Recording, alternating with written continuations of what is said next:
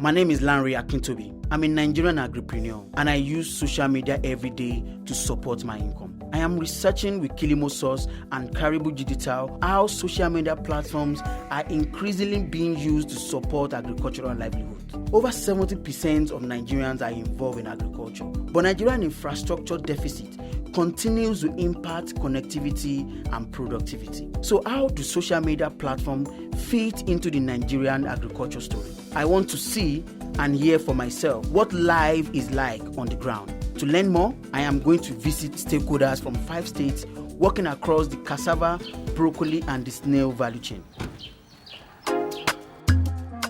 What I do, I'm an extension agent, and as well I'm a farmer. As a producer, I use my Facebook a lot to tell people what I produce, and as my work and my field of work as an extensionist, I explain some things with videos. A lot of people are on Facebook so they can see easily and ask questions. Then I use my WhatsApp to communicate. As a marketer as well, I sell what I have. So I use that on my status to tell people this is what I have. I also use Facebook for that. So I use my Telegram because for serious groups, if you want to entertain serious groups to give trainings to, then Telegram is the best bet. I have a shop, and the shop is located in the position that the farmers can come and buy. I sell chemicals, seeds, and fertilizer, and also farm inputs. My customers, some of them are a bit educated and majority are not. That is how it is. And I use WhatsApp to broadcast what I have. So they use voice note to send a message, and also if I send a picture, they always see it and they will ask questions on it easily.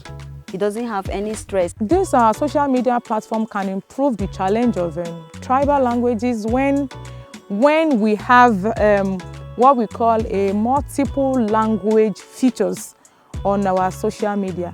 Because a man that is an Igbo man can really say what he wants to say fluently in his language and be translated to the person he's communicating to in the other language the person understands. So a Yoruba man can be chatting up with an Hausa woman and the language will be translated into Hausa to the woman involved at the other end. So when there is a multiple language features on the platform, it will be more easier for our farmers to use.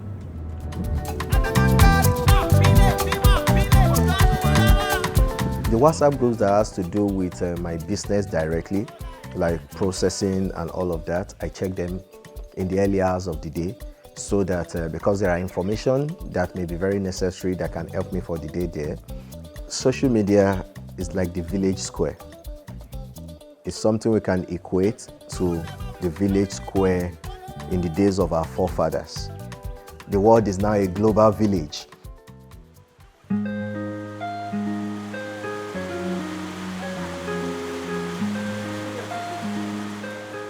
So I get people outside of my network via Facebook, like I said, which has really helped me a lot. So like my trainer, I met him on Facebook. My major sales is from Facebook. I post on Facebook. After posting, I do Facebook adverts. So sometimes they ask you like, where are you pushing it to? So it can either be Europe, Africa, or Asia. So if you pay for Europe, like the price is different. So they post strictly to Europe. And before you know it, you will start getting calls. I run a business that is 100% social media based. I farm snails, I breed snails, then I also process snails for consumption. And I also use the slime. I collect snail slime and I use it to make natural black soap. I also use the snail shells. I process the snail shells into powder. Then we use it to feed our snails. Social media has made me see my snail farming and business differently. You cannot really classify the middle class, the upper class by advertising offline. But when you make a post out there, you will know people that are interested, that have the money to buy snail. You know, snail meat is expensive. So people that have the money that eat snails, they will definitely contact you, and you will not be the one to contact them. They will be the one to come to you. But when you are going to them, you don't know the person that can actually afford it.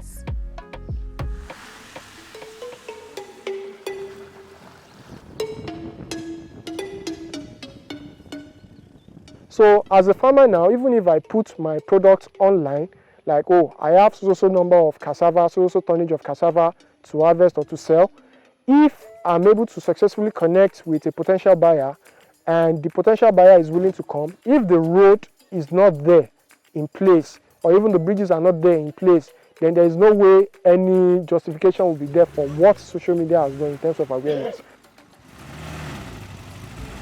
So going forward, we can only hope that if these infrastructural deficits are met by the concerned stakeholders, particularly the government, the effect of social media, particularly in creating awareness and bridging demand with supply, this can eventually over time come to help, and social media will definitely have its justification. 80% of my revenue, my income, comes from Instagram especially. I would say that actually even starting the business was accidental, and my transition into entrepreneurship was also accidental. I think the leverage we have is actually the knowledge of social media. And then I think for me, what helped me is I have a background in aviation. So I was able to know that, to just think it that, okay, I could use the airport instead of the road, realizing that it's more efficient.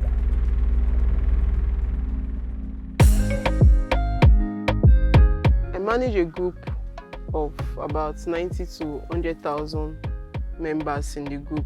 We restrict the group to only snail farming ideas. For those that want to sell and buy products, we verify them. I ask them to do a video of their farm or their workplace or where they sell their stuff, a live video on WhatsApp. Then sometimes some buyers, if they are not satisfied with the verification process, the buyer send the money to me, and when the seller delivers the goods, I send the money to the seller.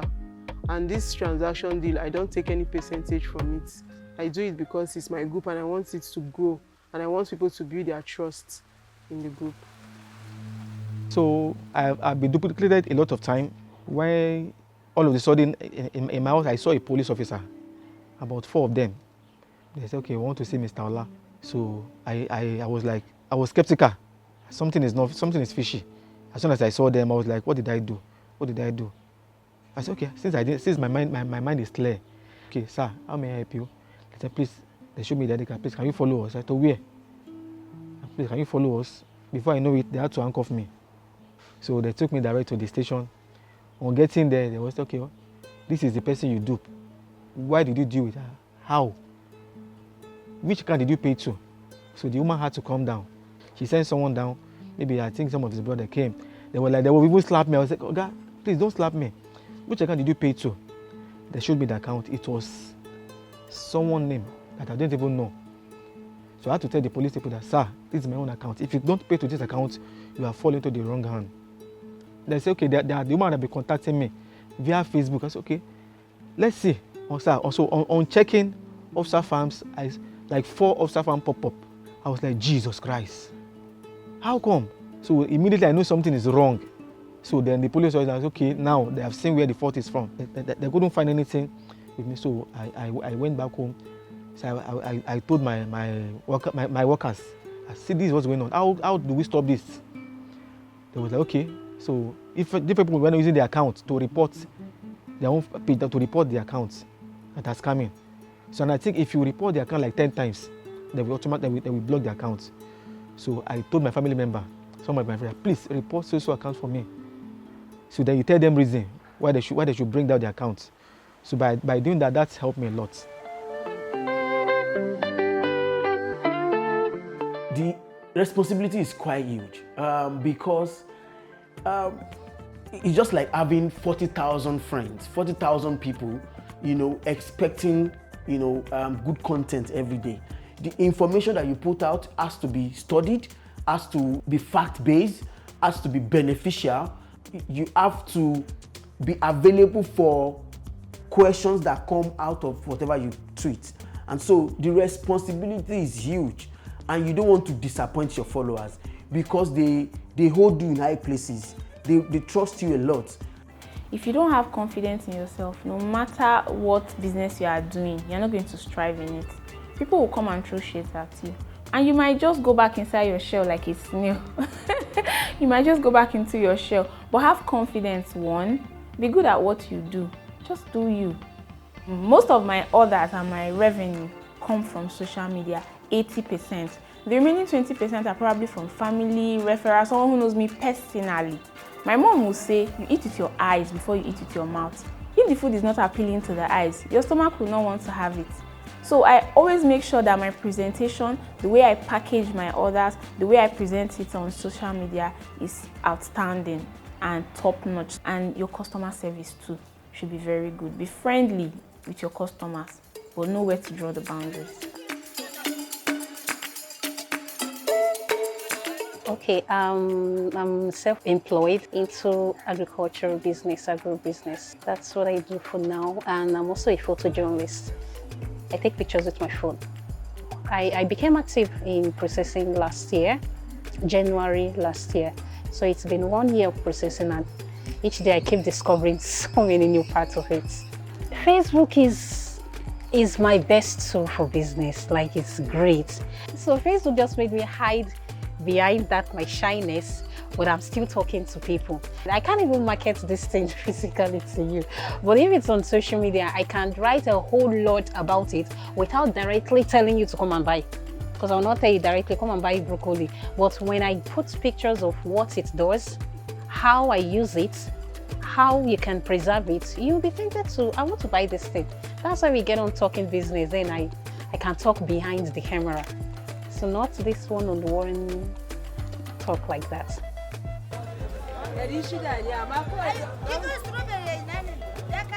I try to make picture posts, pictures that tell stories. I go to the markets, give them behind the scene, let them see you in this field. So these are the ways that I used in building trust. Active on Facebook and Twitter. Facebook was my first love, in quotes. Social media can help by ensuring that all the social media platforms have an e-commerce part of it. If you look at Twitter too, people can make sales on Twitter. I've made a lot of sales on Twitter. I've raised money on Twitter through crowdfunding and all of that. Without social media, nobody would have known me. I wouldn't have had even a sort of livelihood from that platform. I would have just been doing my agriculture in one part of the country. But because of social media, I've been able to get visibility across the world. I've been able to broker deals from Nigeria to other countries. I am always online. If I get any message from Instagram, I don't ignore it because I know it's from a customer. And on my business WhatsApp, because I have two WhatsApp, I have my business WhatsApp, I have my personal WhatsApp. So if I get any message from my business WhatsApp, I'm always checking that. From Instagram or Facebook, I'm always checking that. You have to be responding very fast to your customers. So I'm always on social media, give or take at least 19 to 20 hours in a day, not at a stretch, putting all of them together. So you will now say I hardly have sleep. I do. But putting everything together, I'm always online. Always online. This has been an incredible journey, and I've learned so much listening to the different ways people are using social media to make a living. Social media can be a very powerful tool for small to medium-sized agribusinesses, creating new income streams and business opportunities. Being successful on social media requires a lot of time, consistency, and savviness. In recent times, the government has censored certain platforms around election time, and this has had a negative impact for users like myself whose businesses depend on this platform. Small businesses like the ones we've heard from are also struggling with scalability. Poor infrastructure, access to patient finance continue to hamper resilience and potential growth. Platforms need to listen to the diverse needs of agriculture in this context and continue to build new functionalities to address the challenges we face. This will help us run our businesses and operations more efficiently. From poor transportation infrastructure to misinformation and payments, there is still a long way to go until the needs of Nigerian agriculturalists are truly met.